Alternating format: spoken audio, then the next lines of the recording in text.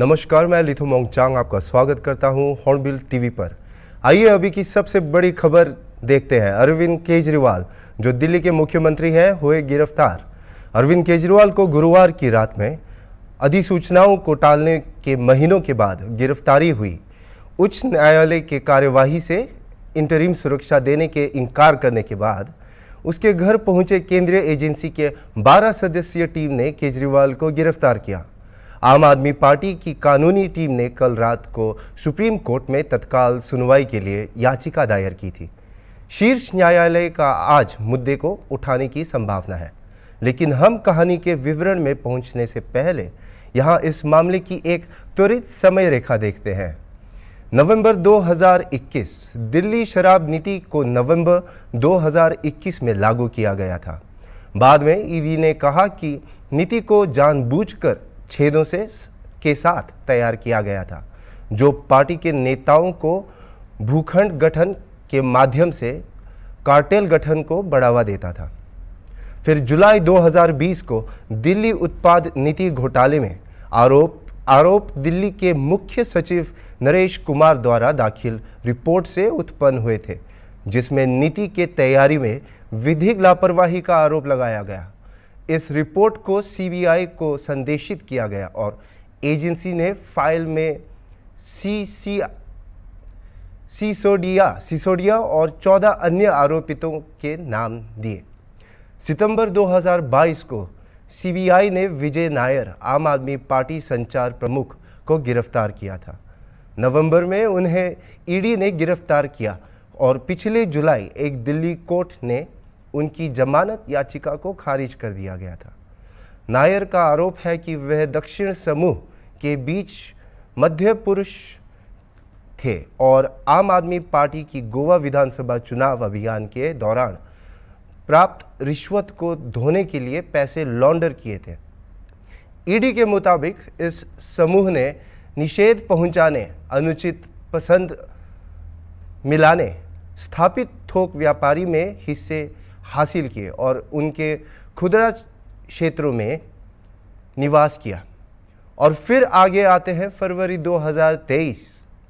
पूर्व दिल्ली उप मुख्यमंत्री मनीष सिसोदिया को सीबीआई ने गिरफ्तार किया और उन्हें तिहाड़ जेल में भेज दिया गया। सिसोदिया ने दिल्ली सरकार से इस्तीफा दे दिया था और एपी पार्टी के साथ उसके पोर्टफोलियो को उनके पार्टी के साथी अतिशी को सौंप दिया। फिर मार्च 2023 में ईडी ने दिल्ली न्यायालय को बताया कि आरोपित अपराध की कुल राशि 292 करोड़ रुपए से अधिक है और यह आवश्यक है कि मोडस ऑपरेंडी की स्थापना की जाए। ईडी ने आरोप लगाया कि घोटाला उच्च कोर्ट को निजी यूनिटों को थोक शराब व्यापार देने और 12% मार्जिन तय करने के लिए था, 6% किकबैक के लिए। और फिर अक्टूबर 2023 में ईडी ने पहली बार केजरीवाल को समन भेजा। अब तक केंद्रीय एजेंसी ने केजरीवाल को 9 समन भेजे हैं। केजरीवाल ने अब तक यह दावा किया है कि उसे भाजपा की निर्देशन में भेजे गए ईडी समन मिल रहे हैं। ईडी ने यहां तक कि कहा कि केजरीवाल के संसदीय संगठन आप के संदर्भ में सिंह के आधिकारिक उत्तरी एवेन्यू आवास पर 2 करोड़ अवैध नकदी के लेन देन का आरोप लगाया। सिंह को ईडी की 5 दिवसीय हिरासत में रखा गया और अब इस साल की ओर लाते हैं मार्च 15, 2024। के कविता BRS नेता और तेलंगाना विधान परिषद सदस्य को बांजरा हिल्स हैदराबाद में उसके आवास में 5:20 बजे ईडी ने गिरफ्तार किया। दिल्ली न्यायालय ने उसे 23 मार्च तक ईडी की हिरासत में भेजा। उसे आरोपित गिरोह ग्रुप का हिस्सा होने के आरोप में गिरफ्तार किया गया था।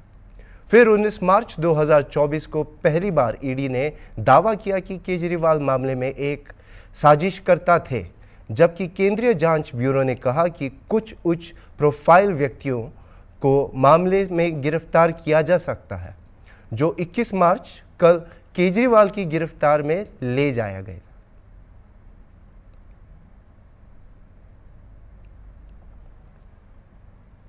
हम पहुंचते हैं दिल्ली में अब क्या हो रहा है। नवीनतम अपडेट के अनुसार आम आदमी पार्टी ने शुक्रवार को गिरफ्तारी के खिलाफ सड़कों पर उतर गए। शहर के आसपास सुरक्षा को मजबूत किया गया, जिसमें भाजपा के मुख्यालय के रास्तों पर भारी प्रावधान और बहुस्तरीय बैरिकेडिंग शामिल है। दिल्ली के मंत्रियों आतिशी सौरभ भारद्वाज साथ ही पार्टी के कार्यकर्ता प्रदर्शनों के बीच लाए गए और आईटीओ और आम आदमी पार्टी कार्यालय के आसपास धारा 144 लागू की गई है। राजनीतिक विचारधारा के साथ ही पार्टियों गिरफ्तारी का निंदा कर रहे हैं। कांग्रेस नेता राहुल गांधी प्रधानमंत्री मोदी को एक अप्रत्यक्ष संदर्भ में कहते हैं कि एक डरे हुए तानाशाह का एक मृत लोकतंत्र बनाना चाहते हैं। आम आदमी पार्टी मंत्री आतिशी जबकि भाजपा के नेतृत्व वाली केंद्रीय सरकार पर हमला करते हुए कहते हैं कि केजरीवाल जेल से भी मुख्यमंत्री के रूप में कार्य करते रहेंगे। भाजपा नेता शाजिया इल्मी दिल्ली के मुख्यमंत्री अरविंद केजरीवाल के संबंध में शराब नीति के कविता और मनीष सिसोदिया से जुड़े विभिन्न मुद्दों पर सवाल उठाती हैं। उन्हें यह पूछा जाता है कि क्या भाजपा ने केजरीवाल को शराब नीति बदलने के लिए निर्देशित किया? क्या भाजपा ने के कविता के साथ मिलकर 31 क्षेत्रों में 9 को दक्षिण के शराब माफिया लॉबी का देना का निर्देश दिया या पुलिस को उजागर होने पर वापस लेने के निर्देश दिए? उन्होंने यह भी पूछा कि क्या भाजपा ने फोन कॉल साक्ष्य को नष्ट करने के लिए भी निर्देशित किया? आइए देखते हैं। मैं तो अरविंद केजरीवाल से सिर्फ ये पूछना चाह रही हूँ कि क्या भाजपा ने आपसे कहा था कि शराब घोटाले के पीछे जो पॉलिसी थी उसको बनाया जाए, कि साउथ ग्रुप के साथ मिलकर, के कविता के साथ मिलकर उस लिकर माफिया लॉबी जो साउथ की है उसको 31 में से 9 जोन दे दिए जाए? क्या यह भाजपा ने कहा था आपसे कि मनीष सिसोदिया 12% प्रॉफिटियरिंग यानी कि मुनाफे का गुंजाइश दें होलसेलर को, और जहां तक बात है रिटेलर्स की, उनको 188% मुनाफाखोरी की इजाजत दें? क्या ये भाजपा ने कहा था कि इस तरह घोटाला करो इससे 2063 करोड़ रुपए का नुकसान राजस्व को हो? क्या ये भाजपा ने कहा था कि के कविता के साथ मिलकर आप पूरे साउथ ग्रुप के साथ संजय सिंह के घर पर ये मीटिंग करें? क्या ये भाजपा ने आपसे कहा था कि बाकायदा इस पैसे को किक बैक्स की तरह से यूज किया जाए? क्या ये भाजपा ने कहा था सुप्रीम कोर्ट से या फिर हाई कोर्ट से या फिर सेशन कोर्ट से कि मनीष सिसोदिया को बेल ना दो? क्या ये भाजपा ने आपसे कहा था कि दिल्ली जल बोर्ड के में जो एनकेजी कंपनी है जो टेक्निकली क्वालिफाइड नहीं है उसको इस तरह का कॉन्ट्रैक्ट दिया जाए? क्या ये सारी एडवाइस भाजपा ने दी थी? और क्या भाजपा ने आपसे कहा था कि जब आपकी चोरी पकड़ी जा रही है तो आप इस पॉलिसी को हटा दें? क्या भाजपा ने आपसे कहा था कि समीर महेंद्रू का फोन कॉल जो है विजय नायर के जरिए अरविंद केजरीवाल को दिया जाए? क्या ये भाजपा ने आपसे कहा था कि जो भी प्रमाण हैं फोन कॉल्स में जो फॉरेंसिक जांच के लिए जरूरी हैं उनको नष्ट कर दिया जाए? तो बड़ा आसान है, घोटाले करो खुद, जिम्मेदार ठहराओ भाजपा।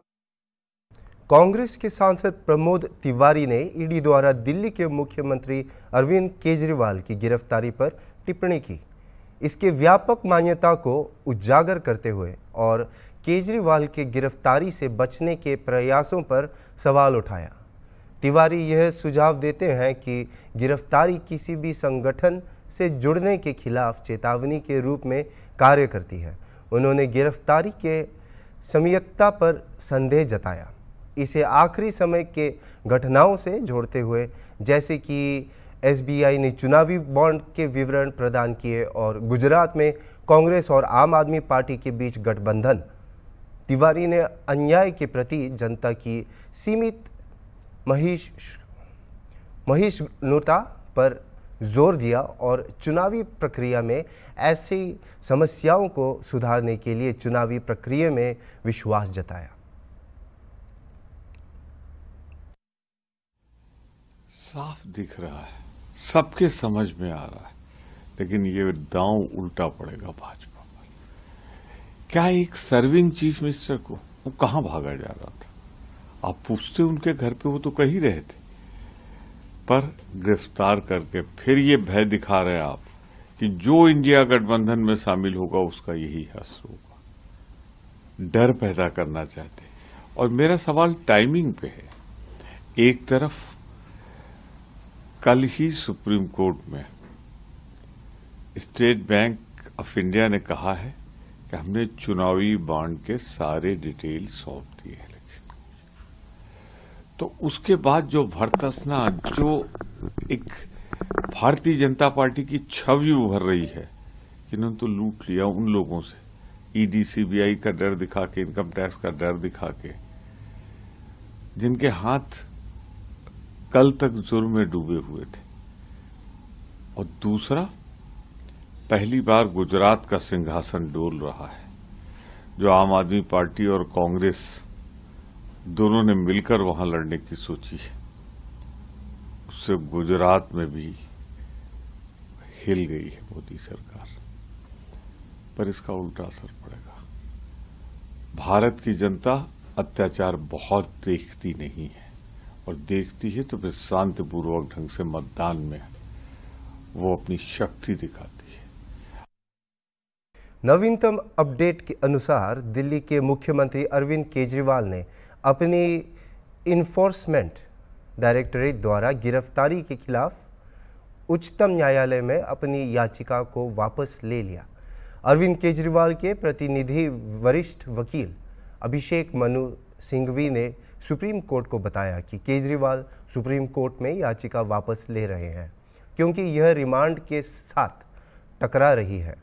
दिल्ली विधानसभा ने 22 मार्च को निर्धारित बैठक को रद्द कर दिया है और बजाय इसे 27 मार्च को मिलने की योजना बनाई है। प्रवर्तन निदेशालय ने अरविंद केजरीवाल का पूछताछ करने के लिए 10 दिन की रिमांड की मांग की। एजेंसी ने दिल्ली के मुख्यमंत्री को दिल्ली की एक परीक्षा अदालत के सामने प्रस्तुत किया है, जिसका अध्यक्षित विशेष न्यायाधीश कावेरी बावेजा कर रही है। एएसजी एसवी राजू एजेंसी के लिए उपस्थित है। वरिष्ठ वकील अभिषेक मनु सिंघवी मिस्टर केजरीवाल का प्रतिनिधित्व कर रहे हैं। दिल्ली शराब उत्पादन नियंत्रण नीति घोटाला निदेशालय द्वारा दिल्ली के सीएम केजरीवाल की गिरफ्तारी यह लोकतंत्र का एक हंसी है। मुख्यमंत्री आज पहुंचे अंबाला, पूर्व गृह मंत्री अनिल विज से की मुलाकात। हरियाणा के मुख्यमंत्री नायब सिंह सैनी ने मार्च 20 बुधवार को कहा कि वह जाकर अनिल विज से मिलेंगे और कहा कि वह उनके वरिष्ठ नेता हैं और उन्हें उनसे मार्गदर्शन मिलता रहेगा। भाजपा के वरिष्ठ नेता और पूर्व गृह मंत्री अनिल विज को सैनी के नेतृत्व वाले मंत्रिमंडल में जगह नहीं मिली। विज जाहिर तौर पर इस बात से नाराज थे कि जब पार्टी ने मनोहर लाल खट्टर को हटाकर सैनी को मुख्यमंत्री बनाने का फैसला लिया तो उन्हें शामिल नहीं किया गया। रोहतक में पार्टी की एक बैठक में पत्रकारों से बात करते हुए सैनी से पूछा गया कि विज क्यों नाराज़ हैं। इस सवाल के जवाब में उन्होंने कहा कि कोई नाराज़ नहीं है। अनिल विज साहब उनके वरिष्ठ नेता हैं, उनका मार्गदर्शन मिलता है और आगे भी मिलेगा। वे स्वयं ही अनिल विज जी के पास जाएंगे। आइए देखते हैं उनकी बोली। वरिष्ठ नेता हैं और जब मैं यहाँ जिलाध्यक्ष था तब भी आदरणीय विज साहब का आशीर्वाद मेरे साथ रहा है। फिर पार्टी का अध्यक्ष बना तब भी आदरणीय विज साहब का आशीर्वाद रहा है। आज पार्टी ने, संगठन ने जो जिम्मेवारी दी है, आज आदरणीय विज साहब के पास मैं यहाँ पर आशीर्वाद लेने के लिए आया हूँ, क्योंकि हमारे बड़े वरिष्ठ नेता हैं और इनके मार्गदर्शन के अंदर ही हमने हरियाणा की 10 की 10 लोकसभा की सीटें जीतनी हैं और मिलकर के जो कार्य हमारे आदरणीय नरेंद्र मोदी जी ने किए हैं और जो कार्य हमारे मनोहर लाल जी के नेतृत्व में हरियाणा के अंदर हुए हैं, उन सब कामों को भी हमने आगे बढ़ाना है। और आगे बढ़ाते हुए जिस प्रकार का एक माहौल, जो वातावरण पूरे प्रदेश के अंदर बना है, बड़े मैंडेट के साथ हम 10 की 10 लोकसभा की सीटें जीतेंगे। सर, आज बीस साहब से मुलाकात हुई है, नाराजगी की बातें आती रही हैं, आप मिलने भी पहुंचे हैं। हम जिम्मेदारी को मैं आशीर्वाद लेने, मैंने कहा है कि मैं तो यहाँ जब पार्टी का जिला का अध्यक्ष था तब भी आदरणीय अमित साहब का आशीर्वाद मिलता था, उनसे समय समय के ऊपर मैं मार्गदर्शन लेने के लिए आता था।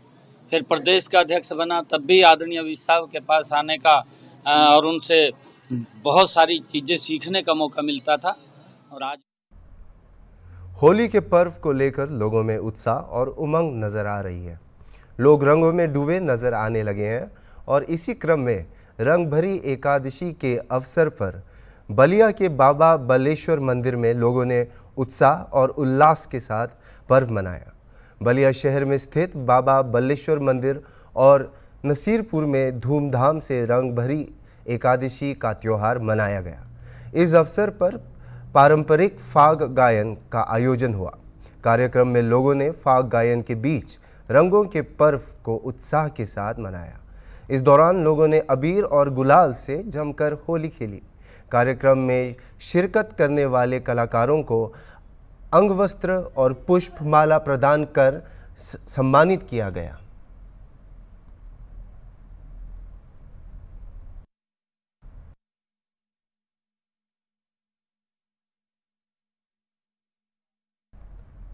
केजरीवाल की गिरफ्तारी पर प्रतिक्रिया देते हुए पंजाब के मुख्यमंत्री ने कहा कि बीजेपी देश में सबसे ज़्यादा नफरत फैलाने वाली बातें करती है। उन्होंने आम आदमी पार्टी के मोहल्ला क्लिनिकों के लिए राष्ट्रीय स्वास्थ्य मिशन का फंड रोक दिया है। उनकी हिम्मत कैसे हुई पंजाब की झांकी रोकने और गणतंत्र दिवस मनाने की। पंजाब की भागीदारी के साथ अगर यह उनके वश में होता तो वे राष्ट्रगान से पंजाब का नाम हटा देते। देखते हैं उनके खुद की जुबानी। अस्पताल बनाने वाला, आज दिल्ली में अस्पताल बनाने वाला, जिसने पूरे देश में हेल्थ क्रांति लेके आई। पैरासीटामोल की छोटी सी टैबलेट से लेके 40-50 लाख जो टेस्ट हैं फ्री हैं। आप लोग भी जाते होंगे, आपके रिश्तेदार, भगवान ना करे कोई ऐसी बीमारी हो। अस्पताल बनाने वाला जेल के अंदर सतेंद्र जैन। दिल्ली में स्कूल बनाने वाला, जिसने लाखों बच्चे, गरीबों के बच्चे नीट, एमबीबीएस, आईआईटी में जाने योग्य कर दिए। मनीष सिसोदिया जेल के अंदर है। राज्यसभा में मोदी जी के खिलाफ उठ के बोलने वाला संजय सिंह अंदर है।